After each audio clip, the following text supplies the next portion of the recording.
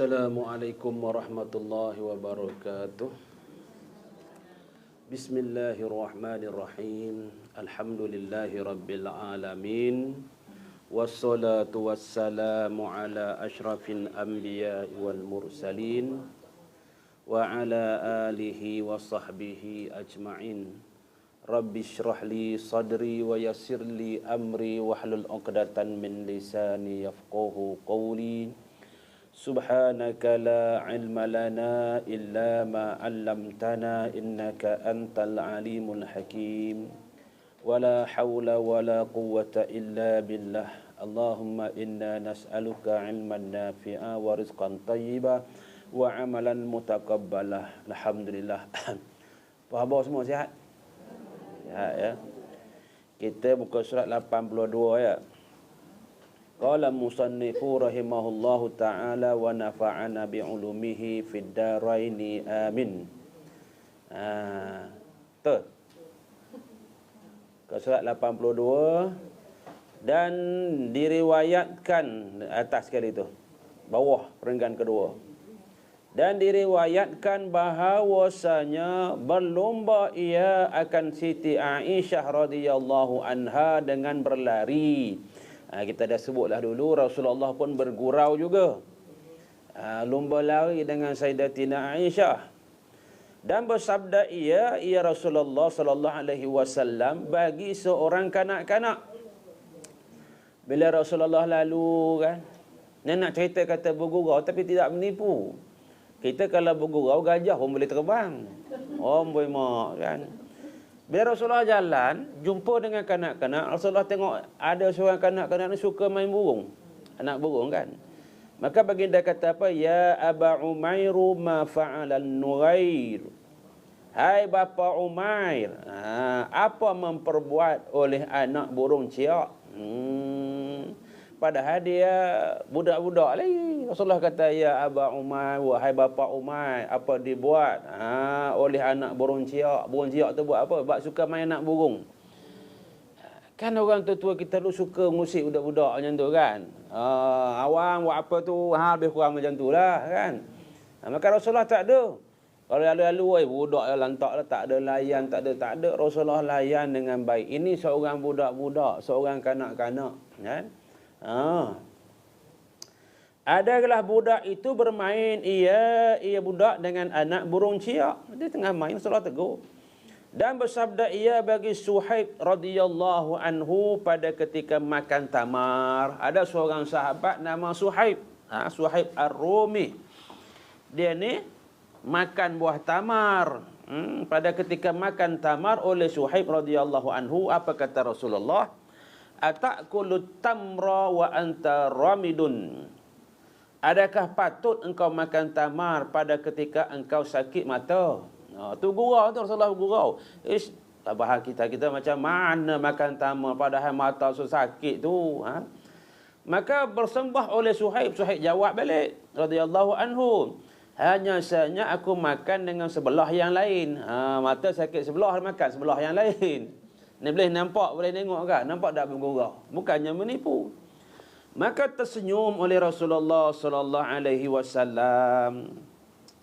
Maka yang seumpama yang tersebut tiada mudarat dengan dia, tak mudarat, tak mengapa dengan bergurau yang demikian itu. Dengan syarat benar dan tiada menjadikan ia akan dia beradat.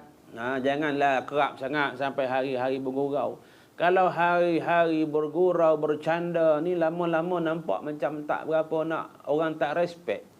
Orang kata dia ni banyak bercanda, banyak gelak ketawa sangat. Dia boleh. Bukanlah sampai hari-hari bergelak ketawa, udah itu je pula kerjanya kan. Jadi dia siqah tu hilang, kepercayaan tu hilang. Orang tak berapa nak ni, kita sendiri pun rasa apa benda aku ni kadang-kadang cakap, kita cakap sendiri pun tak tahu benda yang kita cakap. Adapun memuji, maka ada padanya 6 kebinasaan. 4 kebinasaan atas yang memuji dan 2 kebinasaan atas yang dipuji. Ini memuji. Memuji ini bahaya. Ada ketika puji ini perlu. Ada ketika puji ini amat berbahaya. ada ketika bila perlu memuji, jangan sampai berlebih-lebih. Macam benda yang baik, benda yang layak dipuji, elok kita puji lah. Macam cerita semalam lah, saya cerita sikit. Ada sahabat baru meninggal. Nama dia Ustaz Nurul Kamal. Semalam tu viral kan. Lebih 1,000 orang datang sembahyang jenazah. Masjid tu macam sembahyang Jumaat. Nak keluar tu jam. Dia sahabat baik saya lah. Dan dia juga, dia segan dengan saya pun segan dengan dia. Dia sebab dia ni, dia pengatur kuliah. Antara orang yang dia berkuliah. Kuliah dia memang sedap, memang mantap. Dia hafiz Quran. Lepas tu dia orang kata apa, dia ngatur kuliah paling sabar yang pernah saya jumpa lah. Sebab saya ni kalau berkuliah di masjid, kadang dapat bagi, kadang tak dapat. Kadang-kadang boleh bertukar-tukar. Dengan dia ni, bila masa pun dia akan hubungi saya minta kuliah juga. Tak boleh hari ni, minggu depan, tak boleh minggu depan, ambil tempat dia pun tak apa. Sebab dia menguruskan masjid tu. Tu satu. Lagi satu, dia sabar dengan khainah kan. Dia jarang dia telefon saya, dia WhatsApp aja. 2-3 hari lagi nak meninggal, dia telefon. Dia bersembang cerita buat kuliah gitu gini kan. Dia cakap, kenapa ada ni telefon? Lepas tu masa meninggal tu, isteri baru bersalin. Baru bersalin sehari di Hospital Manjung. Dianya dari Hospital Manjung, nak balik petang tu, untuk nak ambil anak sekolah. Anak pergi sekolah kan, mungkin esok pula nak pergi tengok ke kan. Dan malam yang sama dia ada kuliah di Masjid Bandayu. Mungkin dia nak sekali harung lah tu kan. Jadi balik-balik accident. Accident kan. Anak 3 yang kecil ni kan. Jadi baru sehari lah isteri dia bersalin kan. Lepas tu bila berita tu tersebar. Sekejap je. Hampir 1,000 orang. Barangkali 1,000 tu lebih orang sembahyang tu. Ramai, penuh kan. Yang ni kita kena ceritalah sebab kebaikan. Lagi satu kan, kata Rasulullah sallallahu alaihi wasallam, apabila meninggal dunia seseorang, disolatkan oleh 40 orang lelaki yang soleh, maka kebaikan tu dapat kepada si mati. Dan satu riwayat yang lain, apabila meninggal seseorang kamu, disolat oleh 100 orang. Yang tadi 40, ini 100. Maknanya kita faham daripada hadis ni, lagi banyak orang solat, lagi bagus. Ini bukan 100, ni 1000 kan. Jadi harapan kita pun tak macam tu lah. Tapi kita tak boleh bagi kad jemputan dekat orang sebelum kita mati. Nanti aku mati, kamu datang lah. Sebenarnya tak boleh. Kita perasaan kita tu sendiri tu, rasa nak datang. Entah daripada mana pelusuk pun datang, murid dia kan. Wallahualam, ramai kan.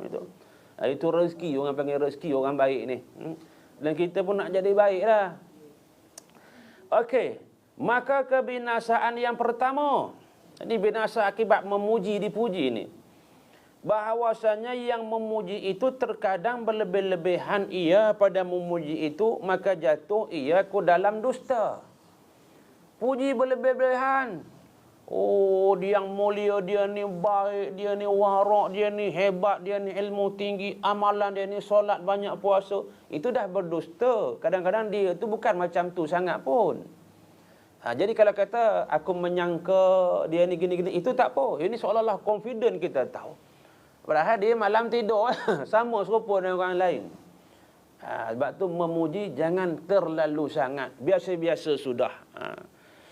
Yang kedua, bahawasanya terkadang menzahirkan ia akan kasih akan yang dipujinya. Pada ketika tiada kasih ia pada batin, maka jatuh ia ke dalam riak. Kan, dia puji di mulut aja, bukan di batin, kerana nakkan sesuatu jadi riak pula, nak tunjukkan dia ni suka memuji, ataupun yang dipuji itu pula jadi riak buat orang puji. Ini bahaya kan. Yang ketiga, terkadang berkata ia akan barang yang tiada diyakinkannya, seperti berkata ia bahawasanya si anu adil atau warak yang seumpamanya daripada yang tiada diyakinkannya. Dia pun tak kenal. Baru kenal seminggu dengan dia ni. Dia baru kenal seminggu je. Tapi dia cerita dekat orang seolah-olah dia kenal setahun dengan kawan ni. Dia ni hebat, warak gitu gini. Orang tu pun terpengaruh gitu gini. Rupanya orang tu bukan begitu. Dia tak yakin kan lain lah. Kalau kita memang kenal dengan dia ni, hati budi, hati perut dia ni, tak apalah kan. Itu pun kita cerita sekadar yang perlu. Itulah pasal kalau orang tanya kita dalam macam-macam lah, sama ada ustaz ke, tuan guru ke, ataupun orang bertanya kepada kita, ada orang nak berkahwin, nak melamar. Orang ni sebelah rumah kita. Orang tanya kita, kamu duduk sebelah rumah dia tu, anak dia tu okey ke? Maka kita cerita sekadar mana yang kita tahu. Jangan berlebih-lebihan. Setakat aku tahulah, wallahualam, yang aku tak tahu, yang aku tahu dia baik, perempuan yang baik. Janganlah dia memang baik, pandai masak, macam bidadari syurga, ma'ai kan, tinggi. Nanti tengok-tengok dah dapat lain jadinya. Jadi bahaya. Cerita wallahualam setakat yang aku tahu itulah. Dan jangan merendahkan. Kalau benda tu tak berapa nak, biasa je. Teruk je, tak payahlah. Kalau memang betul-betul teruk, kena khabar teruk, tapi jangan berlebih-lebihan. Supaya lepas dia tahu saja sebab dia nak buat menantu, dia nak buat isteri. Jangan berlebih-lebihan, jangan mengurang-urangkan. Sekadar yang kita nampak. Awak pun tak tahu, orang dah cakap. Kalau yang tu tak payah, orang cakap. Tanya orang tu pula, aku pun orang cakap.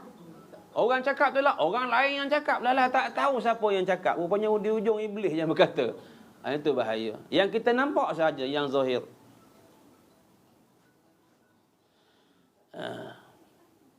Maka adalah ia berkata-kata dengan ketiadaan aturan. Tak ada aturan lah. Sebab dia bercakap benda yang dia tak tahu. Dan memuji seorang lelaki di hadapan Rasulullah sallallahu alaihi wasallam akan seorang yang lain. Di depan Rasulullah ada seorang ni, dia puji satu orang lelaki ni di depan orang lain kan. Maka bersabda Nabi sallallahu alaihi wasallam, apa Nabi cakap dekat dia? Waihaka qata'ta unuqa sahibika. Kasihan akan dikau, telah engkau potong leher kawan engkau. Maknanya umpama macam tu lah. Bila kita memuji sangat ni pada orang lain ni, macam-macam kita memudaratkan dia. Puji yang melampau-lampau. Tak kira lah siapa pun. Kalau dulu, zaman-zaman dulu, dia suka suruh pengarang-pengarang syair ni buat pujian-pujian. Pujian kepada orang besar. Suruh dipuji dia, orang karanglah Tuhan kami baik, Tuhan kami mulia, orangnya hebat. Janganlah kan. Itu kan. Kita tak tinggi dengan sebab pujian dan kita tak jatuh dengan sebab cacian, itu pun paling mujur sangat dah. Kalau dipuji kita jadi riak, dihina kita menjadi, dikeji kita jadi hina, yang ni kita tak nak. Kita nak duduk macam orang biasa je. Orang tak memuji pun tak apa, asalkan jangan mencela kita. Kalau orang mencela kita pun menyebabkan kita down juga, jatuh juga. Rasa resah kan, orang caci kan. Maka orang tak caci kita, cukup. Orang tak muji kita pun tak apa. Risau, takut bila memuji kita kembang macam belon je. Naik tak turun-turun, udah dipuji kan. Sekali jatuh, gedebom, sakit. Kan. Jangan mengharapkan pujian. Dan jangan juga mengharapkan cacian. Orang hebat je dicaci ni. Bukan senang kita nak tanggung cacian. Orang yang hebat kan. Bila dicaci dia mau sabar, dia mau tabah. Orang macam kita ni kalau dicaci melenting kita. Tak boleh tidur malam itu gini. Jadi kita minta orang puji pun tidak, orang caci pun tidak. Biar kita hidup dengan cara kita. Yang keempat, bahawasanya yang memuji itu menjadikan ia akan yang dipujinya itu sukacita. Dia akan jadi suka lah. Siapa tak suka kena puji. Tapi suami isteri itu kena puji lah sikit kan. Abang makin lama makin handsome lah. Walaupun perut makin buncit, makin boros. Kan? Dia tidaklah melampau-lampau. Bagi dia memang betul. Bagi aku, orang lain, suamiku yang paling handsome. Sebab dia yang halal bagi aku. Dari sudut itu dia faham, bukan dia tipu kan. Dan terkadang adalah yang dipuji itu orang yang zalim, maka berdosa ia berdosa pula puji orang zalim tu. Dengan sebab memasukkan sukacita ke dalam hatinya. Dia zalim, kita puji pula dia. Oh, dia kan lagi suka, dia lagi seronok dengan kezaliman dia. Dia merompak, dia mencuri, dia rasuah, dia buat segala benda-benda, dia pecah amanah, dia zalim ke atas orang. Kita puji dia. Oh, dia hebat, dia bagus, dia baik, kan? Tak jumpa dah lah orang yang macam ni. Puji dia. Dia kembang je seronok. Tengok, aku buat jahat pun orang puji aku. Aku buat zalim pun orang puji aku. Maka dia seronok dengan kezaliman dia tu sebab dipuji. Maka berdosa orang yang memuji tu. Cukuplah sekadar wallahu alam, aku tak tahu. Macam mana yang kita nampak, itulah. Sama ada siapa-siapa di mana-mana pun, siapa sekali pun macam tu lah. Itu. Sabda Nabi SAW, Inna Allah yaghdabu iza mudihal fasiq. Bahawasanya Allah Ta'ala sesungguhnya marah ia apabila dipuji akan orang yang fasik. Orang yang fasik buat benda tak elok, kan? Mengekalkan dosa-dosa kecil, kan? Kita pula puji pula dia. Janganlah. Diriwayatkan oleh Ibnu Abi Ad-Dunya dalam As-Sumti dan Al-Baihaqi dalam Asy-Sya'bi dari hadis Anas radhiyallahu anhu. Dan berkata Al-Hasan rahimahullahu ta'ala, barang siapa mendoa ia bagi orang yang fasik dengan berkekalan hidup, maka sesungguhnya telah kasih ia bahawa dikerjakan maksiat Allah Ta'ala. Maka orang yang zalim, yang fasik sayugianya, bahawa dicela akan dia, supaya kurang gemarnya pada zalim dan fasiknya.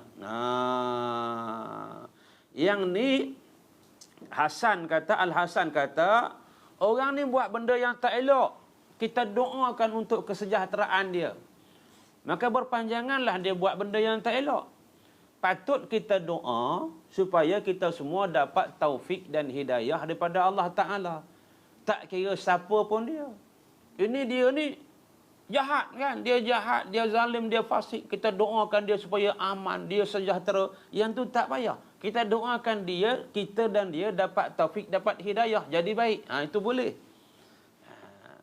Dan maka orang yang zalim, yang fasik sayugianya, sepatutnya bahawa dicela akan dia supaya kurang gemarnya kepada zalim dan fasik itu. Kena celalah, kena tegurlah. Tak boleh diam aja. Baguslah ada orang-orang yang berani menegur, kan? Tapi bertegur tu biarlah dengan kenyataan, dengan bukti, dengan fakta. Bukan kita cakap kosong, bukti pun tak ada, fakta pun tak ada, main agak-agak je. Itu tak boleh juga, menyebabkan dia jadi fitnah. Kan?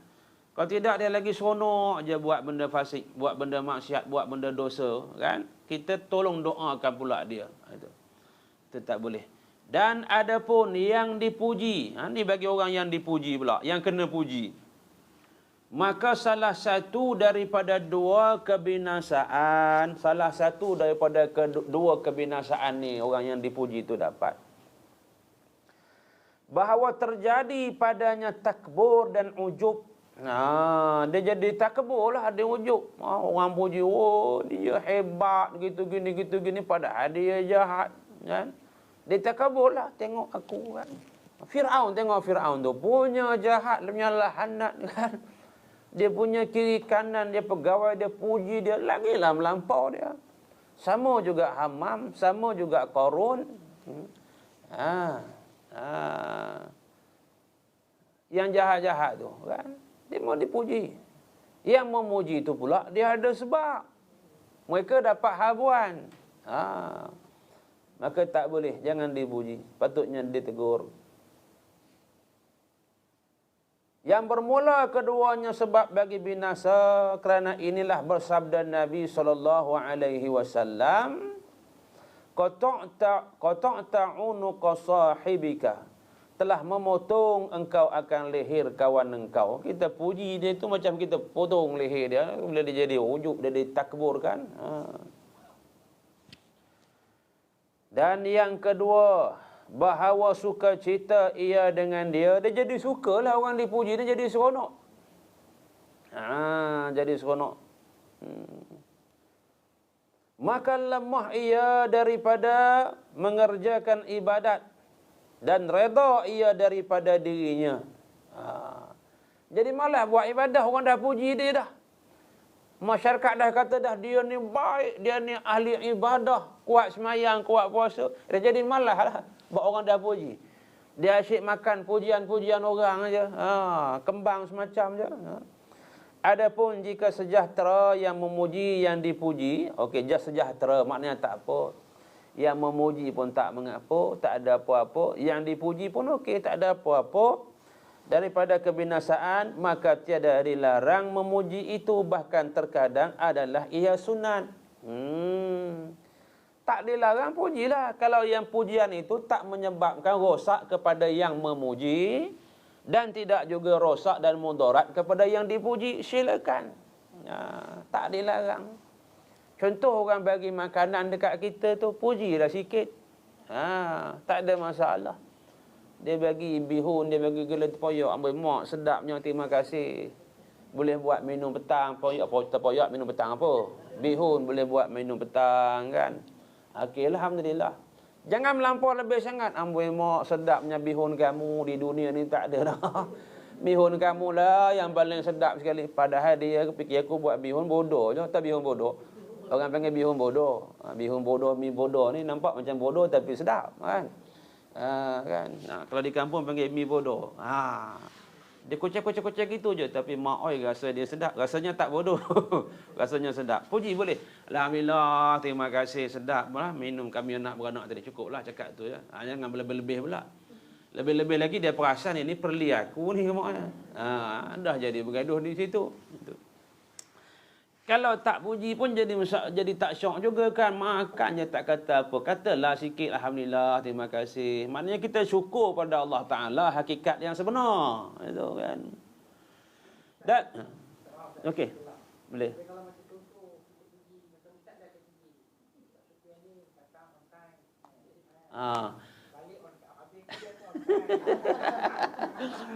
Dia on time tak apa sebab benda memang betul.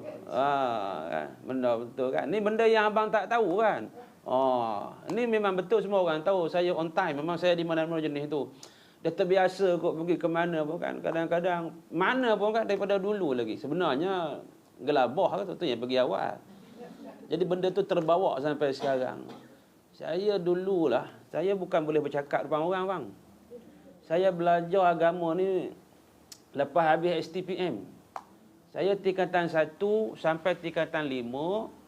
Saya sekolah menengah biasa. Pelajaran agama. Agama pun tak kenal, baca Quran pun tak tahu. Baca pun tergagap-gagap sikit aja. Jadi dalam kelas saya tu India ada, Cina ada, asli ada, Siam ada, Sabah Sarawak. Tu je yang tak ada. Yang lain semua ada. Kami berkawan sekali. Sampai sekarang kawan saya yang India, yang Cina, kawan rapat sampai sekarang kawan lagi. Yang Siam, yang Buddha, habis semua. Memang rapat. Daripada kecil lagi lah mandi lombong semua sekali kan. Habis saya situ baru saya masuk tingkatan 6. Tingkatan 6 pun aliran sastra. Tak ada kena-mengena dengan agama. Lepas daripada tu baru saya masuk mengaji pondok. Sebab nampak bodoh sangat baca Quran pun tak kerti kan. Lepas tu masa saya kuat nervous daripada dulu lagi. Tingkatan 6 kalau cikgu kata, Sufian awak kena cakap depan ramai-ramai orang esok sebab ketua rumah sukan. Saya dah siap beg aku nak balik dah. Suruh aku bercakap aku balik. Kan. Pucat muka rasa macam nak tumbang kalau nak bercakap itu kan. Jadi lepas tu masuk mengaji pondok. Lama juga lah mengaji pondok, situlah mengenal jahilnya diri kan. Dan mengaji tu pun saya tak bayangkan, tak mengaji tak ada niat aku nak ngajar orang pun. Sebab kita gugup. Jadi ini orang panggil Allah bagi kan, memang Allah pilih kamu kena bercakap depan orang. Itu sampailah hari ini. Dan saya tak suka pergi lambat kalau mana-mana tempat pun. Kadang-kadang Tok Siak tak sampai lagi, kita sampai dah kan.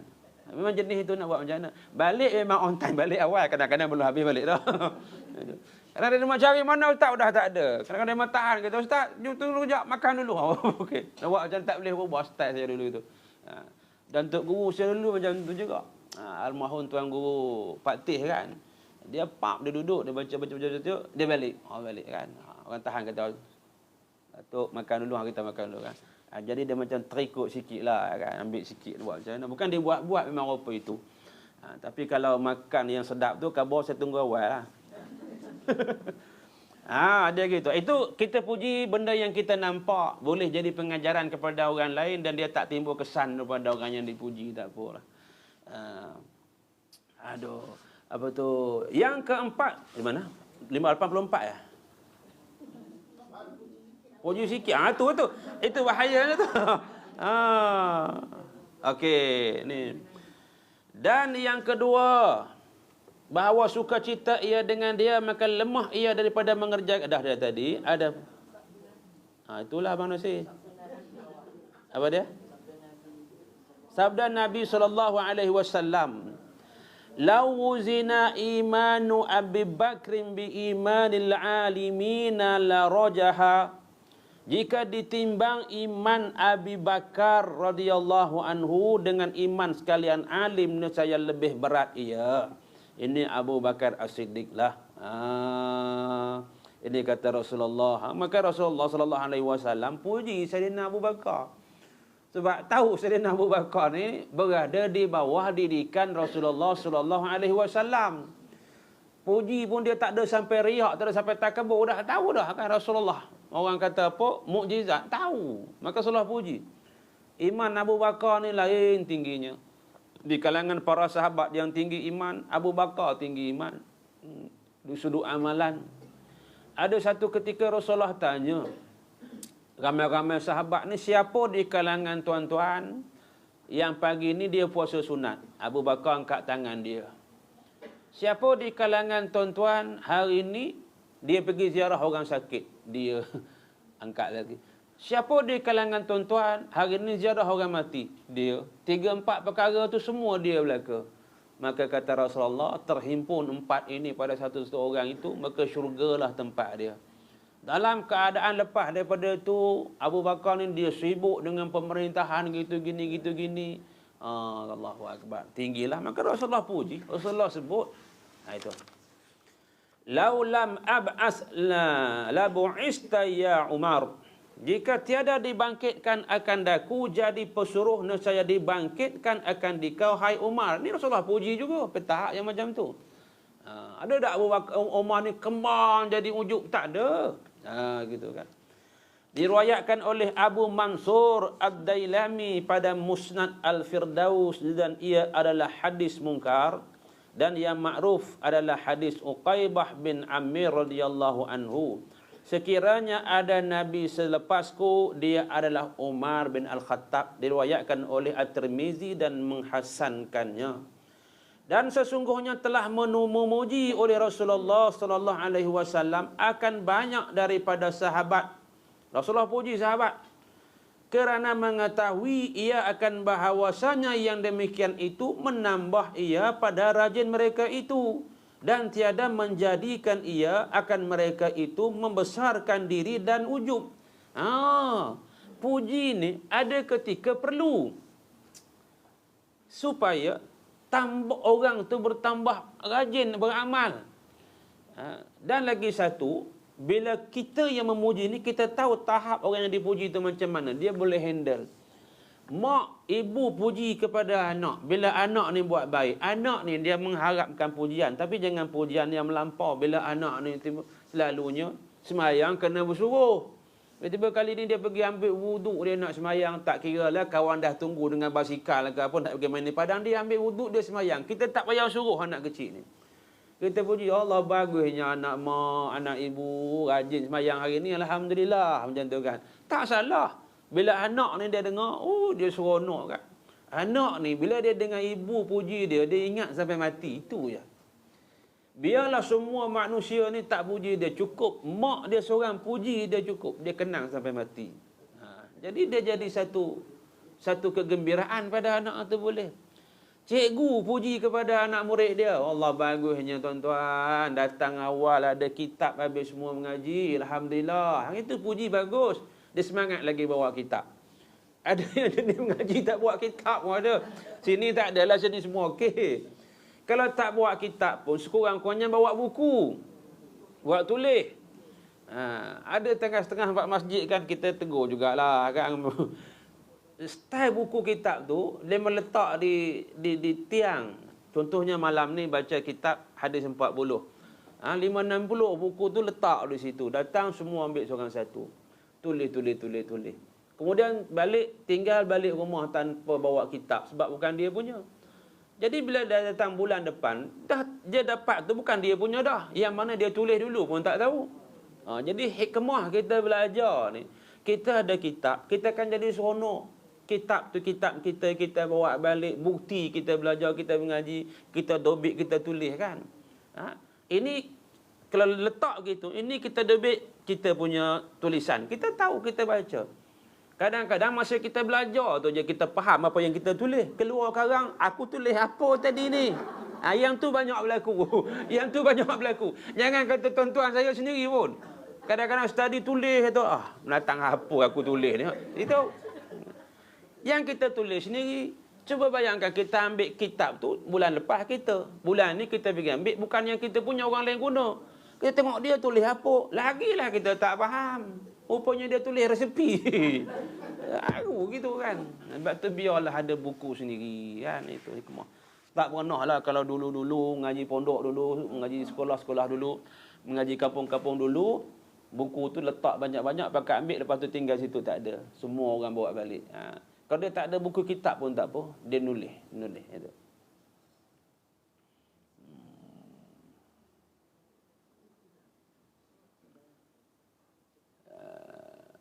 Dan sesungguhnya telah memuji, Rasul puji para sahabat. Sebab Allah tahu sahabat itu bila dipuji, mereka ni menambah pada rajin mereka itu, dan tiada menjadi ia akan mereka itu membesarkan diri dan ujub. Baguslah pujilah, tapi janganlah meninggi-tinggi melampau. Kita puji anak-anak kita tu kan, alhamdulillah. Dan sayugia sepatutnya bagi mereka yang dipuji bahawa mengamat-amati ia pada kesudahan yang ditakuti, kerana terkadang adalah seorang itu baik tetapi kesudahannya jahat. Yang ni kita tak tahu. Amrun i'tibar bil awakhir. I'tibar kita ni akhir kita tu macam mana. Ada orang yang mula baik, tengah baik, ujung tak baik. Ada orang yang mula tak baik, tengah tak baik, ujung dia baik. Ada orang daripada awal baik, tengah baik, ujung baik. Ini yang kita nak. Ni Allah Ta'ala, kamu macam mana kemuliaan, kelebihan, fikiran aku bagi kepada kamu, tapi tentang masa depan kamu tak tahu. Wa ma ya'lamu ma fi ghadin illallah. Kamu tak tahu benda esok hari. Jangan kata esok hari, selepas ni pun kita tak tahu. Kita ni macam mana, ke mana. Sebab tu kita kena banyak berharap pada Allah Ta'ala, yakin pada Allah Ta'ala, kurniakan bagi baik kepada kita ni, sampailah kita ni mati. Dan sampailah akhir iktibar pekerjaan kita nanti syurga. Itu yang kita nak.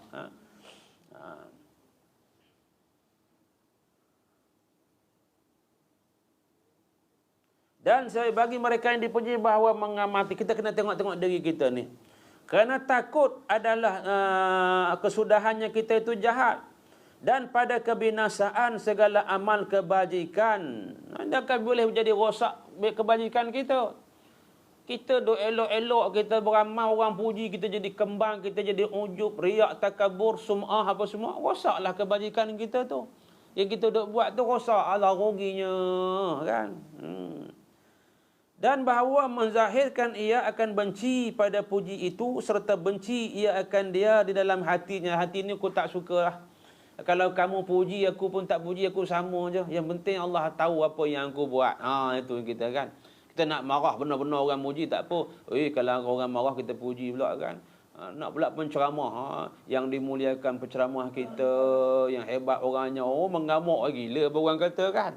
Hati kita ni, tasawuf ni hati kata. Allahu Rabbi, Alhamdulillah. Dan adalah doa-doa dia yang Rasulullah ajar. Contohnya kalau orang puji kita, orang kata baiknya dia ni, solehnya dia ni, kita harap dia itu menjadi doa, bukannya menjadi mudarat kepada kita. Allahumma ja'alni mimma yazunnuni wa la taj'alni fima yaquluni waghfir li ma la ya'lamuni. Itu antara doanya lah. Kalau dalam bahasa Melajunya, ya Allah, kau jadikanlah aku apa yang mereka ni puji kepada aku, ya Allah. Mereka kata aku orang solehah, aku orang baik, padahal aku yang tahu, engkau maha tahu aku ni kedudukan aku macam mana. Moga aku jadi macam mana yang mereka menyebut itu. Dan kalau mereka menyangka aku tak baik, ya Allah, jangan jadikan aku orang tak baik macam mereka sangka tu itu. Itu salah satunya lah kan. Dan dan bahawasanya menzahirkan dia benci dah deh. Dan kepada ini menunjuki oleh sabda Nabi SAW, uhsut turaba fi wujuhil maddahin. Artinya genggam oleh kamu akan tanah dan lemparkan oleh kamu akan dia pada segala muka yang memuji. Hadis ni dipahami oleh ulama, menguraikannya bermacam-macam huraian. Yang pertama, menunjukkan kita tak suka orang puji kita berlebih-lebihan. Yang kedua, muji itu boleh menyebabkan mudarat. Dan ada yang mengatakan juga memang betul-betul lempar dengan tanah sebab kita ni daripada tanah. Tapi yang kita faham, tak suka bila dipuji berlebih-lebihan sebab boleh menyebabkan mudarat. Kita dah belajar tadi, mudarat kepada orang yang dipuji dan kepada orang yang memuji itu. Bila dia berlebih-lebihan, dia akan pergi kepada peringkat dusta, berbohong, menipu. Diriwayatkan oleh Muslim dan hadis Al-Miqdad radhiyallahu anhu, dan berkata Sayyidina Ali karamallahu wajhah tatkala dipuji akan dia. Ini cerita kisah bagaimana Sayyidina Ali ketika mana orang muji. Allahumma gfirli. Ada sini rupanya. Itu dia, bagus. Allah Ta'ala bagi seketul di depan kita hari ni kan. Baca doa ni. Allahumma gfirli ma la ya'lamuna wa la tu'akhizni bima yakuluna waj'alni khairan mimma yazunnuna. Ada rupanya kan. Tentu tanya-tanya tadi kan, mana doanya kan. Itu dia. Highlight di situ. Hai Allah, maknanya kita kata, ya Allah, ampun olehmu bagiku akan barang yang tiada mengetahui mereka itu akan dia.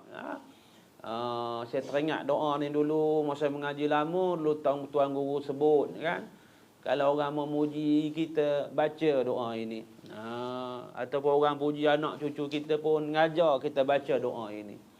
Ain pun tak kena insya-Allah, dan kita pun jadi macam mana yang orang memuji. Orang muji ni dia tak tahu kita ni macam mana. Haprak punya teruk kan. Dia sangkanya lain. Kita nak betulkan dia seorang-seorang tu mana boleh kan. Jadi kita baca doa ni akan dia, dan jangan engkau ambil salah akan daku dengan sebab barang yang berkata mereka itu akan dia. Jangan ambil salah. Walaupun mereka ni menyalahi kan, kita ni tak sama macam yang dia mencakap. Ya Allah, janganlah salahkan aku ya Allah. Dan jadikanlah olehmu akan daku lebih baik daripada barang yang menyangka mereka itu akan dia. Moga mereka kata kita baik, kita lagi baik di sisi, bukan di sisi dia, di sisi Allah Subhanahu wa taala. Ini doa ni amat baik ni. Begitu. Kalau boleh ajar kepada anak-anak apa semua. Wallahu a'lam.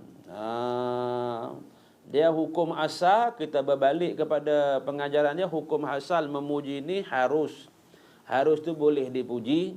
Syaratnya benar, bukan dusta. Kita puji itu memang betul, benda itu benar, bukan tipu dan bukan berlebih-lebihan. Dan syarat yang kedua, tak datangkan fitnah kepada yang dipuji. Contohnya dia tak jadi riak, dia tidak jadi ujub, sum'ah dan takabur. Contoh lagi satu kan, dalam bab puji memuji ni. Bila masa Isra' Mi'raj kan, Rasulullah dibawa naik ke langit, nabi-nabi lain kata apa kepada Nabi Muhammad sallallahu alaihi wasallam? Marhaban bil akhi salih wan nabi salih.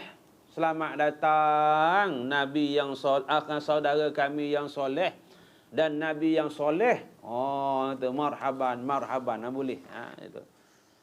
Bab yang ketiga pada menyatakan marah ataupun ghadab.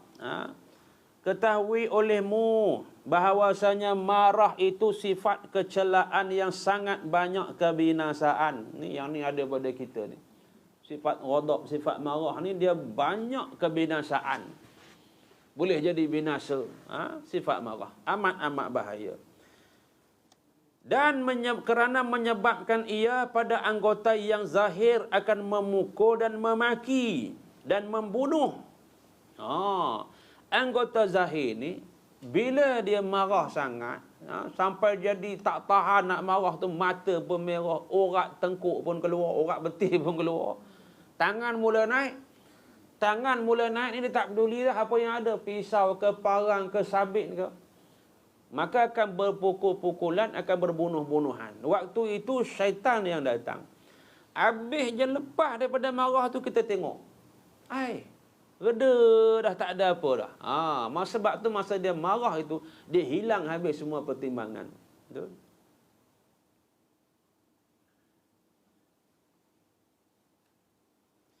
Dan di dalam hati yang batin pula akan dendam dan dengki dan sukacita dengan kena bala mereka yang dimarahnya, dan duka cita dengan mendapat ia akan nikmat, dan mencita-cita atas membuka rahsianya. Dan tiap-tiap satu daripada yang tersebut itu sebab bagi binasa. Nak pukul tak boleh, tak mampu. Nak tumbuk tak boleh. Tapi dalam hati tu dia mencita-citakan supaya dia ni binasa, dia ni mampu dia ni. Balik nanti langgar adik kunci macam-macam lah. Dia mulai doa yang mudarat yang bukan-bukan, kan? Dan jangan dia ni dapat nikmat. Ini akibat daripada marah, perasaan marah itu, kan? Habis, kan? Dan bermula memecahkan akan bersangatan marah itu dengan setengah daripada yang amat penting ia pada agama. Pecahkan marah itu, kan? Marah ni dia suruh kita kurangkan marah, kawal perasaan marah. Bukannya buang perasaan marah. Buang tak boleh. Sebab perasaan marah manusia ni, bila dia sinonim, dia lahir-lahir pun perasaan marah tu dia ada. Kalau tak ada marah tu susahlah. Orang kata apa dekat agama pun diam aja. Orang kata apa, orang hina-hina pun diam aja. Sebab dia apa? Kenapa dia ni? Ustaz kata jangan marah. Kita lahir ni bersama perasaan marah tu ada. Kita tengok budak-budak, kan, kecil lagi, bercakap pun tak boleh lagi. Bila mak dia lambat bagi susu, marah dia teriak, tarik cakar sana sini. Lambat tukar lampin tu pun marah dia. Biasalah. Sampailah kepada budak ni jadi mak budak, jadi bapak budak, udah tua. Marah tu ada. Nak buang marah tu tak boleh, ada je marah tu. Cuma kita nak kontrol masalah marah kita tu. Ada cara dia, kan? Supaya dia kurang jadi marah. Sabda Rasulullah sallallahu alaihi wasallam, "Laisa syadidu bis-sur'ati innamas syadidul ladzi yamliku nafsahu indal ghadab." Artinya, tiada ada yang sangat kuat itu yang tiada merebahkan dia oleh beberapa lelaki. Nak cerita orang ni kalau kata kuat, dinama dia kuat, bukannya beberapa orang lelaki cuba nak tumbangkan dia, dia tak boleh tumbang sebab dia kuat, dia hebat. Itu bukan orang kata marah, bukan orang kata kuat. Tetapi yang sangat kuat itu yang memiliki ia akan dirinya pada ketika marah. Yamlikun nafsahu indal ghadab. Dia memiliki diri itu maknanya dia boleh kawal diri dia. Dia kontrol diri dia. Dia bukan kharaja an faurihi. Dia keluar daripada kebiasaan. Dia kira nak marah je. Bila dia marah tu, aku nak marah ni, aku nak marah ni, mulalah apa yang ada di tangan dicampak pada Nabi semua. Kalau dia duduknya di dapur, periuk belanga habis semua melayang. Kalau dia duduknya dalam bilik, bantai, tilang-tilang pun semua tertungging. Di mana tengok dia duduk. Yang ni marah. Dia tak boleh mengawal, tak boleh kawal diri dia. Kan? Ini amat-amat bahaya. Amat bahaya. Dan sampai jadi ke tahap orang panggil panah baran. Itu kan. Dan kita kena mohon pada Allah Ta'ala, moga hindarkan kita daripada sifat ini. Artinya kuasa ia menahan dirinya daripada umpama memaki dan memukul pada ketika ia marah akan seorang yang lebih dhaif daripadanya. Orang ni rendah, orang ni marah, orang ni bawah pada kita. Kita boleh je marah dia. Dia tak boleh buat apa-apa dah pun. Tapi kita kawal kemarahan kita, maafkan dia. Ini luar biasa lah, ini luar biasa. Kita tengok, kan, satu ketika dulu Waktu orang Islam ni duduk di Mekah, macam-macam orang buat. Orang pukul, orang bakar api, orang seret sampai jatuh daging-daging terbakar, rambut terbakar, dijemur tengah panas, dibunuh. Dia membuat macam-macam. Jadi orang Islam ni hijrah pergi ke Madinah. Bila pergi ke Madinah tu, udah kuat, udah balik, tawan balik kota Mekah. Yang mana memukul, menyeksa mereka, menyakiti orang Islam tu, tengok je, nunggu apa berita demo ni, hukuman nak kena kepada demo. Lah Nabi tanya demo, kamu rasa aku nak buat apa? Ma yazunnu anni fa'ilum fikum. Kamu rasa aku nak buat apa dekat kamu ni? Khairun akhin karim wa bni akhin karim. Kamu akan buat baik, wahai saudara kami yang baik, dan anak daripada orang yang baik. Memang Nabi buat baik betul. Kata Rasulullah, aku berkata kepada kamu, kama qala Yusuf alaihi salam li ikhwatihi.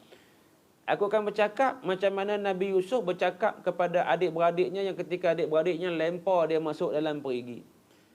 Kata apa? La tasriba alaikumul yaum. Kamu semua tak salah hari ini. Aku maafkan. Izhabu. Pergilah ke mana nak pergi.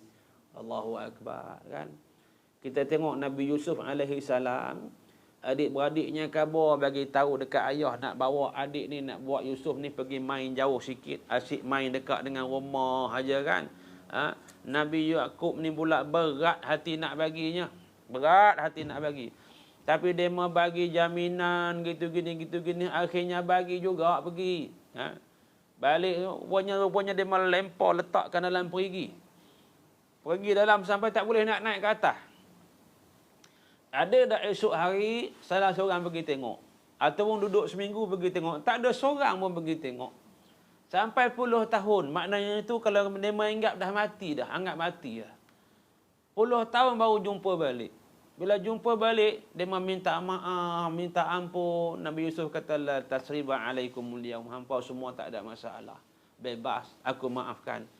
Maka yang inilah yang Rasulullah sebut kepada orang-orang Quraisy ni waktu tawan kota Mekah tu. Oh, dia mau punya seronok lah kan. Yang sebab daripada itu, hikmah daripada situlah orang masuk Islam ni berbondong-bondong, ramai masuk Islam ini kan. Siapa dapat memiliki diri dia ketika marah, itulah hikmah dia. Nak buat memang susah lah, nak buat memang susah. Tapi kena kita belajar untuk buat. Dan bersembah seorang lelaki bagi Rasulullah sallallahu alaihi wasallam, suruh olehmu akan daku dengan satu pekerjaan dan sedikitkan olehmu. Maknanya seorang lelaki ni, seorang sahabat ni dia datang, dia jumpa dengan Nabi. Dia kata, ya Rasulullah, pesanlah kepada aku sesuatu. Aku nak beramal ni. Aku nak buat amalan dengan apa yang kamu wasiatkan itu. Kata Nabi, la taghdab. Jangan kamu marah, jangan kamu marah. Kemudian dia tanya lagi, la taghdab. La taghdab. 3 kali Nabi sebut. 3 tu je, la taghdab. Jangan kamu marah. Dia duduk tunggu barangkali kekut ada nasihat lain, tak ada. Sebab Rasulullah bijak, alim. Ada orang begini datang, Rasulullah nasihat cara begini. Orang macam ni pula datang, Rasulullah nasihat cara begini. Oh, gitu kan. Jadi dia pun berpegang dengan itulah. Dia tidak marah-marah lagi. Dia sabar, dia tahan kan. Benda boleh bincang, dibincang. Ini bukan, ini satu istilah sekarang ni, budak-budak sekarang ni, bahasa yang tak elok. Bila ada masalah, apa kata dia? Benda boleh gaduh, buat apa bincang? Sepatutnya benda boleh bincang, buat apa nak gaduh? Jadi terbalik. Benda boleh gaduh, bincang, buat apa? Amboi mak kan. Bergaduh je kerjanya. Kadang-kadang tanpa sebab. Sebabkan orang kata nak tahu siapa yang kuat aja. Allah, ini undang-undang hutan. Hutan ialah rimau. Kita tengok kisah rimau jadi raja, singa jadi raja. Dia mah rimau, dia mah binatang. Kita manusia. Kuat tak kuat pun buat apa, kan? Itu. Maka mengulang-ulang lelaki itu akan perkataannya, maka mengulang-ulang oleh Rasulullah SAW akan sabdanya, la taghdab, jangan kau marah. Dia ingat ada lagi kot. Ada. Maknanya, apa lagi ya Rasulullah? La taghdab. Kata Nabi, jangan marah. Dan Rasulullah, orang yang mulia, bila percakapan diulang 3 kali, benda yang sama, nak nunjukkan benda tu betul. Kan? Kita tengoklah contoh suami isteri bergaduh. Suami isteri ni bergaduh, Allah, masa bergaduh tu macam-macam boleh jadi. Kadang-kadang boleh bercerai-berai waktu bergaduh tu. Bila habis bergaduh tu, kalau aku diam sekejap tadi, Allah menyesalnya, kita cakap macam tu kan. Dia okey balik. Masa bergaduh, saya dulu pernah kerja di pejabat agama lah. Bukan pejabat agama, dengan JAKIM, menumpang di pejabat agama. Bila dengar kisah-kisah kaunseling ni, Allah takut dengar. Bila baik tu terlalu baik suami isteri, alhamdulillah, syukur. Bila ada masalah, suami isteri kena masuk bilik untuk kaunseling. Dulunya cerita dulu, kalau kaunseling suami isteri ni, dua-dua dipanggil masuk. Ngadap Tok Kadi. Maka macam rebut stesen lah bercerita. Suami tak pernahnya betul. Suami pula isteri tak pernahnya betul. Lalu pernah seketika bergaduh, mungkin berpenuhan satu ketika dulu. Maka start daripada hari itu, 10 tahun yang lalu, dia buat undang-undang baru. Bila kaunseling suami isteri yang bermasalah, dua-dua tak boleh masuk. Kena panggil salah seorang masuk. Panggil suami masuk dulu. Suami ni bercerita, isteri langsung tak ada baik. Padahal sebelum itu dia melok je. Anak 5 orang dah. Kemudian, panggil isteri pula, suami keluar. Saudara berselisih pun dah tak tegur lah. Tanya isteri pula. Suami langsung tak ada baik. Dua-dua. Bila tak suka tu, waktu tu tengah marah. Kemudian kalau nampak benda tu boleh perbaik, elok baik balik, maka Tok Kadi akan panggil dia-dua masuk, minta dia ni berdamai, bersabar. Bergaduh-bergaduh kan. Baliklah ke rumah. Kalau tak jadi lagi, tengok-tengok, tak ada cara lain lah kan. Kalau nak cerai juga, ke mahkamah lah.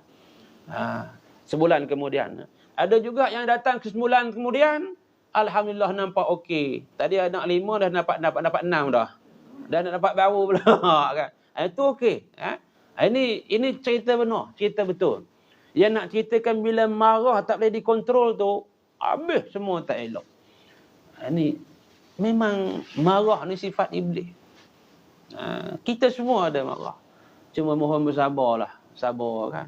Macam ibu-ibu ni janganlah marah sangat, baru je dapat menantu perempuan, jangan tunjuk kita punya terror sangat. Bab masak pun nak mengarahkan menantu. Suruh menantu goreng udang dengan kacang panjang. Menantu potong sama. Itu orang nak buat ulam apa itu? Itu pun kecoh. Kena potong serong katanya kalau nak goreng dengan udang dengan daging. Tak payahlah kan. Kalau menantu jenis menjawab, Allah jangan macam mana pun kacang juga mak. Nak ya macam tu. Macam tu kan. Orang potong dalca kena panjang tak boleh buat pula kan. Kacang juga namanya. Nanti bila dah lama, dia sendiri akan tengok. Ni mak nak buat sayur, mak potong serong.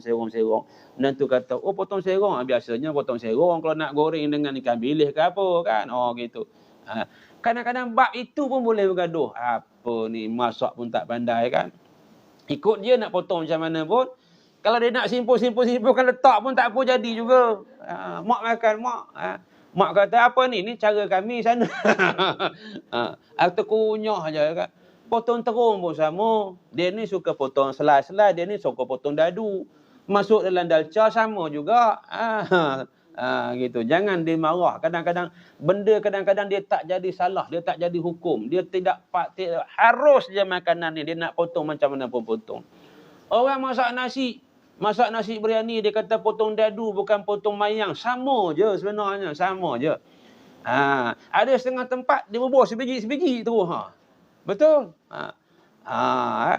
Jadi tak jadi kemarahan, jangan marah. Tapi bila kita suka marah tu, kadang-kadang benda yang tak ada berkaitan pun kita marah. Itu yang jadi masalah tu. Kita cuba sabar, kita tahan diri kita daripada sifat marah kan. Wallahu a'lam, cukup sekadar di situ dulu. Kita akan sambung nanti. Bismillahirrahmanirrahim. Alhamdulillahirabbil alamin. Allahumma aftah alaina futuhal arifin warzuqna fahman nabiyyin wa ilhamal malaikatu muqarrabin wa salli wa sallim ala jami'i anbiya wal mursalin walhamdulillahirabbil alamin. Sama.